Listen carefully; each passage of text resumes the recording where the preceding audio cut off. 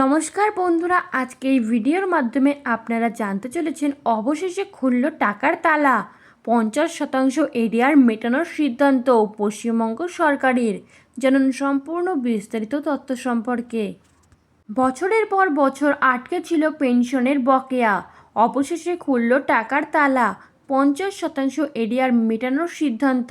দীর্ঘদিন ধরে আটকে থাকা পেনশন এরিয়ার নিয়ে বড় সিদ্ধান্ত।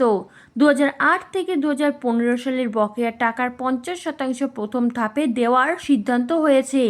কারা এই সুবিধা পাবেন, কেন এত বছর টাকা আটকে ছিল এবং কবে মিলতে পারে বাকি অর্থ, জানুন বিস্তারিত। দীর্ঘদিনের অপেক্ষার অবসান হতে চলেছে রাজ্যের হাজার হাজার পেনশনভোগীর। 2008 থেকে 2015 সালের মধ্যে আটকে থাকা বকেয়া এরিয়ারের টাকা নিয়ে বড় সিদ্ধান্ত নিয়েছে রাজ্য সরকার।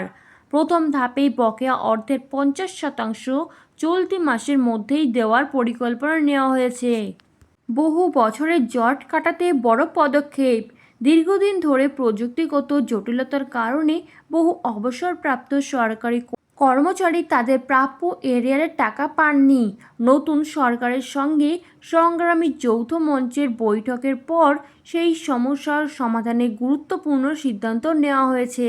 এরকমই নতুন সরকারের নতুন নতুন এবং গুরুত্বপূর্ণ তথ্য সবার আগে পেতে চ্যানেলটি সাবস্ক্রাইব করে বেল বাটনটি প্রেস করে চ্যানেলটির সাথে যুক্ত থাকুন।